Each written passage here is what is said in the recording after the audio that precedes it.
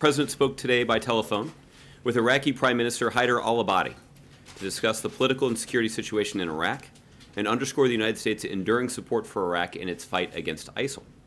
The President commended the recent progress that Iraqi forces have made against ISIL in Baiji and welcomed the ongoing campaign to isolate ISIL in Ramadi, noting that the United States, in partnership with the Iraqi government, will intensify support for Iraqi security forces in these efforts. Al-Abadi to discuss the political and security situation in Iraq and underscore the United States. Well, I certainly wouldn't underestimate the capability and capacity of our U.S. Special Operations Forces to be an important force multiplier anywhere around the world they're deployed. And the President does expect that they can have an impact in intensifying our strategy for building the capacity of local forces inside of Syria to taking the fight on the ground to ISIL in their own country. Well, I certainly wouldn't underestimate the capability and capacity of our... The President has put in place a multifaceted strategy to degrade and ultimately destroy ISIL.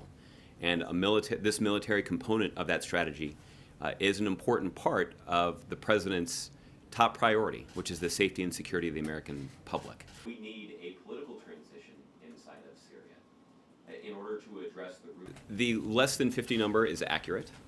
I cannot be more specific than that, primarily for reasons related to operational security. There are a number of details about this decision that I am not in a position to discuss in this public setting, primarily to ensure that our special operators can do their work as safely as possible, acknowledging that this is a very dangerous region of the world. Ways that the United States or our coalition partners can offer our support to those local forces, whether it's resupply. We have already found that pairing some U.S. forces, including special operations personnel, with Iraqi security forces in a strictly trained, advise, and assist role has been effective in enhancing the capacity of those Iraqi security forces to make progress against ISIL.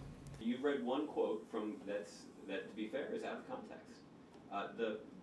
As it relates to their mission, this is an important thing for the American people to understand.